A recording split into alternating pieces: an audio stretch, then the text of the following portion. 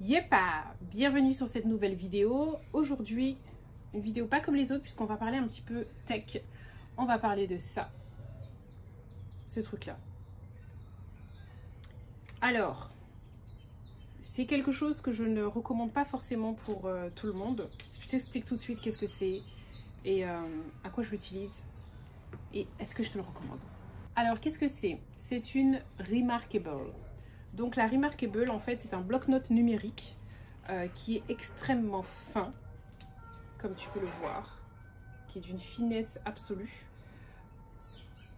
Et je vais te montrer comment je l'utilise. Donc déjà, au quotidien, dans mon organisation quotidienne, j'utilise le Google Agenda, donc mon agenda numérique, et j'utilise ça, la Remarkable. Elle pèse 80 grammes, c'est super, méga léger. Je te le compare à côté de mon iPad Pro.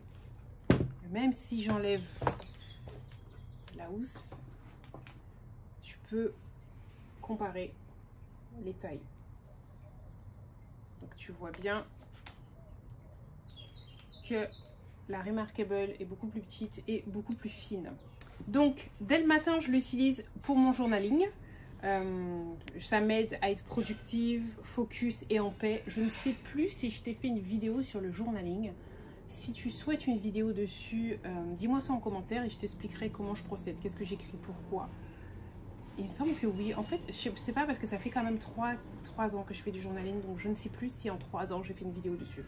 En tout cas, si tu en souhaites une, n'hésite pas, mets-moi ça en commentaire. Donc avant, pour faire le journaling, j'utilisais des carnets. Avec cette tablette numérique, désolée, j'ai l'info de la voisine qui a envie de parler plus fort que moi. Donc avec cette tablette numérique, tu n'as pas de distraction, donc c'est ce qui est parfait. Dessus, je regarde aussi mon planner, ce qui m'attend aujourd'hui. Et tout ça avant d'avoir pris mon petit déjeuner lorsque la journée commence. Alors, tu as la sensation d'écrire sur du papier. Écoute ça.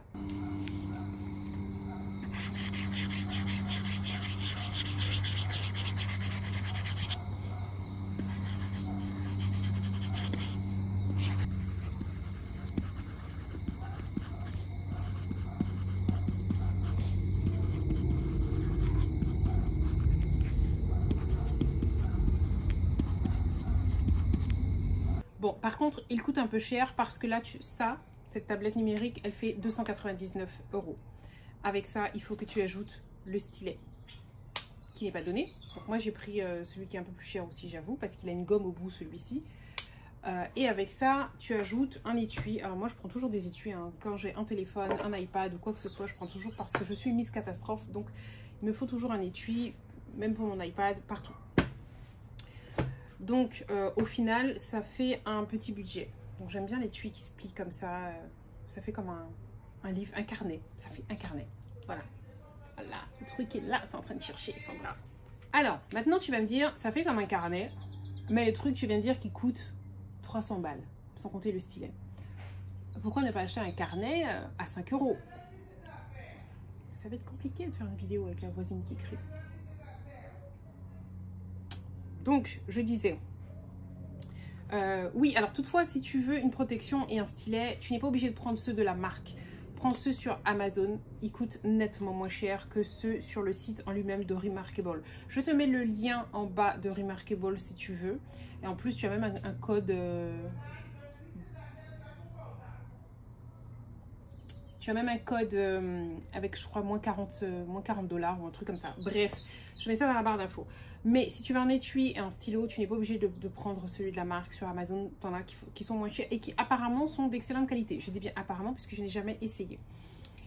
Pourquoi je ne prends pas un carnet? Parce que je suis perfectionniste. Je ne supporte pas une rature. Je vous ai déjà dit ça de nombreuses fois sur mes vidéos, vous le savez. Je ne supporte pas de rature. Même mettre du Tipex, ça me titille, je n'aime pas. Les erreurs, je n'aime pas. Les carnets entamés qui ne sont pas terminés, ça me bouleverse. Enfin, pas bouleverse, mais ça me travaille, ça me titille. Je n'aime pas ça. J'aime bien, du début jusqu'à la fin du carnet, écrire, ne pas louper une page. Là, je me dis, ouais, je l'ai bien rentabilisé. Enfin, bref, je sais que c'est bizarre. Mais pour moi, c'est synonyme de gâchis quand je suis arrivée à la moitié du carnet et qu'après, j'en ai plus besoin, par exemple. Avec cette tablette-là, elle est connectée en Wi-Fi. Donc, tu peux envoyer par mail, tu peux dactylographier des choses. c'est-à-dire dactylographié. Tu peux écrire de manière manuscrite et ensuite il te le met comme sous Word. Bon, je sais pas comment on dit, il te le met comme sur un ordi. Tu as compris ce que je veux dire, tu as compris. Ne me laisse pas sombrer comme ça, tu as compris. Et donc, tu peux, ce que tu as écrit, l'envoyer soit de manière manuscrite, donc avec ton écriture à la main, ou alors, quand il te convertit de manière dactylographiée, tu peux envoyer ton mail comme ça. Maintenant, il n'a pas d'application, il n'a pas... c'est pas une tablette. Tu peux pas aller sur Internet dessus, faire des recherches ou je sais pas quoi. Non. C'est comme un carnet. Tu n'as pas Internet dessus, etc. Donc, en fait, pour moi, c'est un hybride entre un carnet et une tablette. Maintenant, tu vas me dire, mais pourquoi ne pas taper tes trucs sur ton iPad ou ton ordi? Pourquoi avoir besoin de prendre cette tablette numérique? En fait, c'est pas du tout la même sensation. Je t'ai fait écouter le bruit déjà. Tu n'as ça nulle part ailleurs. Tu n'as pas ça sur l'ordinateur. Tu n'as pas ça sur l'iPad. Tu as ça que avec un carnet et un crayon. C'est beaucoup plus agréable. C'est beaucoup plus léger aussi que l'iPad. Ça, c'est clair et net. Le truc est beaucoup plus léger. Comme je t'ai dit, il n'y a pas de distraction. Je ne suis pas en train d'écrire un script ou de faire ma compta ou de faire des choses, bref, d'être productive et puis tout d'un coup d'avoir envie de glisser sur Netflix, sur YouTube, sur je ne sais pas quoi. Il n'y a pas ça. D'accord? J'aime beaucoup écrire aussi, je te l'ai déjà dit. Il y a un lien entre mon cerveau et ma main qui fait que quand j'écris quelque chose, ça reste mémorisé, contrairement à lorsque je tape. Je te donne un exemple tout simple. J'ai déjà fait l'essai de faire des to-do list sur Google, dans mon agenda. Tu peux mettre des tâches. Je les écrivais le soir. J'oubliais la moitié. Le lendemain, je m'en souvenais de aucune. On avait l'impression, quand je lisais les to-do list que j'avais à faire pour le lendemain, que ce n'était pas moi qui les avais écrits. Je ne m'en souvenais de aucune. Alors que quand j'écris sur un carnet, sur des trucs, ça reste. Je ne sais pas comment ça se passe dans ma tête, mais en fait, il y a un lien entre les deux qui fait que ça reste. Voilà. L'iPad Pro est fantastique. Je ne suis pas en train de cracher sur l'iPad Pro. Bien au contraire, je l'utilise, mais énormément dans une journée. Vous dire que j'utilise tous les jours, ce serait vraiment minimisé parce que quasiment toute la journée, je suis sur mon iPad. En premier, c'est mon téléphone. Ensuite, c'est l'iPad. D'accord? Et après, ça. Mais je l'utilise pour autre chose, pour deux choses différentes. Voilà, je n'utilise pas mon iPad pour les mêmes choses que mon téléphone et vice-versa. Et là, c'est pareil, je ne les utilise pas pour les mêmes choses et vice-versa. D'accord? Maintenant, tu vas me dire, ouais, mais avec un iPad, tu peux aussi écrire des choses. Il y a des applications de notes. Et en même temps, tu peux aussi aller sur Internet. Enfin bref, il fait tout. Pourquoi prendre un truc qui fait que la moitié? Je suis d'accord avec toi. Simplement. Pour moi, c'est comme si tu compares une voiture et un vélo. C'est vrai qu'avec la voiture, tu peux aller là où tu veux. Et tu peux même aller très loin. Alors que le vélo, tu peux aller tout près, mais tu peux pas aller très loin. D'accord? Genre, si tu as 300 km, tu vas pas faire ça en vélo. Bon, sauf à part si tu t'appelles Boris Karen, mais enfin bref. Et maintenant, c'est les voitures. Be happy. Don't worry. Et donc, je disais, effectivement, tu peux faire les mêmes choses avec l'iPad et avec ça, et tu peux même faire plus avec l'iPad. C'est comme comparer une voiture et un vélo. Mais le vélo, le peu qu'il fait, il le fait mieux. C'est-à-dire que si tu vas faire un tour en vélo, ce ne sera pas la même sensation que faire un tour en voiture. D'accord? Le paysage, tu vas l'admirer différemment, la route, l'air, ton corps, les sensations du vent, etc. Ce ne sera pas ça dans ta voiture. Ok? Donc la finalité, tu me diras, c'est la même. Je suis quand même arrivée au point, à la destination. Mais la manière dont tu l'as fait, le trajet n'est pas le même. Là, c'est la même chose. Bon, j'écris quelque chose là-dessus. C'est sûr que si je décide de l'envoyer par mail, je peux faire exactement la même chose là et l'envoyer par mail. La personne ne verra pas la même chose. Oui, mais le moment où tu es en train de le faire, c'est pas la même qualité, c'est pas la même appréciation. Voilà, je pense que tu as compris ce que je veux dire. Donc lui, le peu qu'il fait, il le fait mieux que l'iPad. Le journaling, je préfère nettement mieux le faire là-dessus que de taper. La gestion de mes tâches aussi, ce que j'ai à faire, mes to-do list et tout, je préfère écrire comme je t'ai dit. La planification, je planifie beaucoup de choses. Ma semaine, que ce soit pour les enfants, l'organisation de la maison, que ce soit la planification de mes publications, de mes vidéos, etc. Je préfère nettement mieux le faire avec un stylo et écrire que taper. noter mes idées lorsque j'ai des idées de vidéos, des idées, des idées de posts aussi, des choses qui me passent par l'esprit où je me dis tiens j'aurais bien aimé vous parler de telle chose, etc. Écrire mes scripts aussi de mes vidéos, je préfère le faire là-dessus que de le taper. En fait, cette tablette, elle est faite pour remplacer tous les carnets et elle le fait très bien, tout simplement. Tu peux lire des e-books aussi dessus. Par contre, je ne le fais pas. Je préfère lire mes e-books sur ma Kindle. Pourquoi? Parce que la Kindle est beaucoup plus petite et plus pratique parce que quand je lis, je ne suis pas assise sur mon bureau. J'ai toujours des positions bizarres, couchée sur mon lit, enfin j'ai sur le fauteuil, enfin j'ai toujours des positions bizarres quand je lis. Je ne suis pas droite comme ça. Et donc le format plus petit, c'est nickel, parfait. C'est voilà, c'est ce qu'il me fallait. Maintenant, cette tablette, à qui je la recommanderais? Franchement, pour moi, ce serait pour les personnes créatives, celles qui aiment écrire ou dessiner aussi. Bon, moi, je ne sais pas dessiner, donc je ne vais pas te faire l'affront de te dessiner un truc, tu vas rire. Des personnes créatives, pour moi, c'est super. Mais je ne sais pas ce qui se passe chez les voisins, mais c'est horrible. Bref.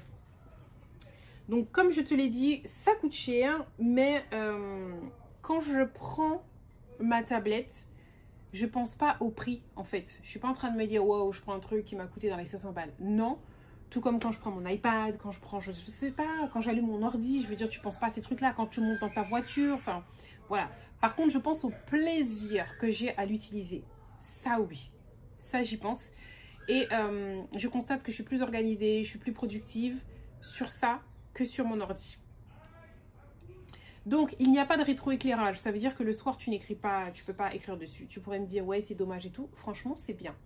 Parce qu'avant, quand je travaillais que sur mon iPad, j'avais pas d'heure pour bosser.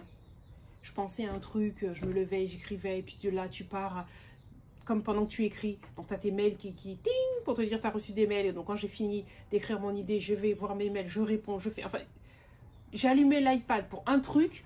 1 heure après, je suis encore dans mon téléphone, dans mon iPad. Donc, le fait qu'il n'y ait pas de rétroéclairage fait que j'arrête de travailler. C'est pas 1 heure pour travailler. Tu arrêtes, Sandra, tu ne vas pas allumer la lumière dans la tête de Monsieur Cerise pour m'y égaler au mal.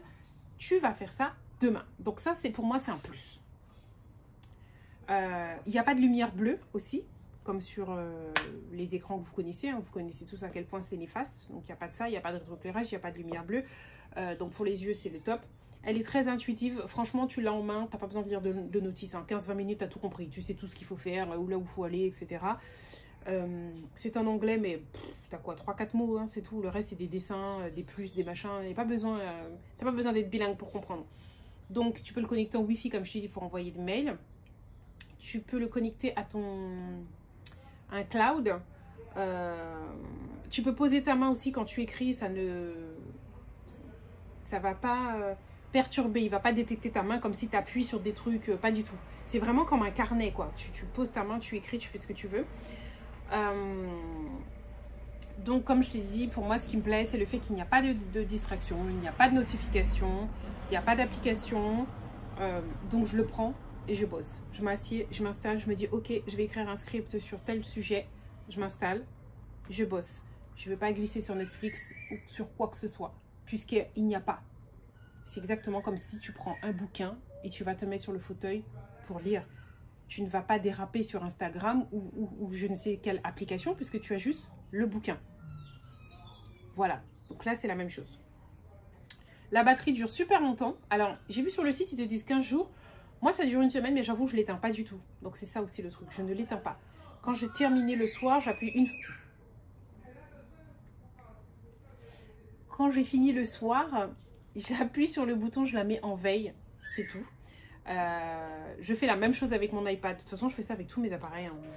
Mon iPad, je fais la même chose. Je ne l'éteins pas, en fait. Dès que tu fermes, dès que tu le fermes comme ça, il se met en veille. Et dès que tu l'ouvres, voilà, il s'allume. Je ne l'éteins pas. Et mon iPad, c'est tous les 2 jours qu'il faut le recharger. Alors que celui-là, c'est au bout d'1 semaine. J'espère que tu as compris, en gros, à quoi ça sert. J'ai toutes mes fiches clients dessus. Enfin bon, vraiment, j'ai tout ce que j'utilisais dans mes bloc-notes avant, où j'avais plein de bloc-notes différents pour tout. Tout est là. Tout est dans ça, maintenant. Un seul truc. Et le format, je t'ai pas dit, c'est génial, il rentre dans ton sac à main. Est-ce que j'ai une feuille A4 que je pourrais te montrer? Mais c'est ça que j'aurais dû faire, le comparer avec mon iPad. Tout le monde n'a pas forcément un iPad. Voici une feuille A4, c'est une facture. Feuille A4. Et voilà, on le met au bout, clac, et tu vois, voilà, comparé à une feuille A4. Ok? Comme ça, tu vois mieux la distance. Et l'iPad fait la taille d'une feuille A4. Parce que j'ai le grand format d'iPad. Voilà. Donc, j'ai dit à qui je le conseillais. Moi, oui, et aussi aux personnes comme moi qui sont très high-tech, qui aiment bien la technologie, qui aiment écrire. Voilà. Donc, mais sinon, si c'est pas ton domaine, si machin, je te conseillerais pas d'investir là-dessus. Surtout qu'en plus, le cloud et la conversion d'écriture est payante. C'est un abonnement tous les mois qui n'est pas obligatoire. Hein. Tu n'es pas obligé de le prendre. Moi, je l'ai prise. Ça fait quoi? 5 €. Donc, c'est pas obligatoire. Mais tu sais, rajouter des abonnements par là, 5 € par là, 3 € par là, 8 € par là, abonnement téléphone, 9 € par là, etc. Au bout d'un moment, tu comprends pas ce qui se passe sur ton compte en banque. Donc, c'est pas quelque chose que je conseille. Moi, je l'ai pris pour mon boulot, comme je t'ai dit, parce que maintenant, je n'ai plus 50 carnets. Avant, mon premier tiroir là de mon bureau, c'était que des carnets. C'était que des carnets. J'avais des carnets de tout, pour le boulot, pour perso, de tout. Il y avait même des carnets que j'avais séparés en deux. Je me souviens, j'avais un carnet pour les idées de vidéos et un carnet pour le script. C'était plus pratique quand j'avais l'idée. Après, je pouvais le basculer dans le script. Donc, je barrais la première feuille et je le détaillais dans la partie script. Bref, maintenant, je n'ai plus ça. Tout est là. Pas de rature, rien. Tout est propre. Perfect. J'espère que cette vidéo t'a plu. Si jamais tu souhaites aussi une revue sur un autre truc technologique, tu me dis. Je sais qu'une fois, il y a très longtemps, quelqu'un m'avait demandé comment j'utilisais ma montre, mon Apple Watch. Si ça aussi, ça te dit, je peux te dire comment je l'utilise, moi, tous les jours et pourquoi je ne peux pas m'en passer.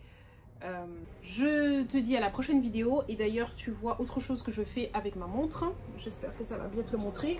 Je vois... Oh, comment je lutte, là, c'est pathétique. Tu vois?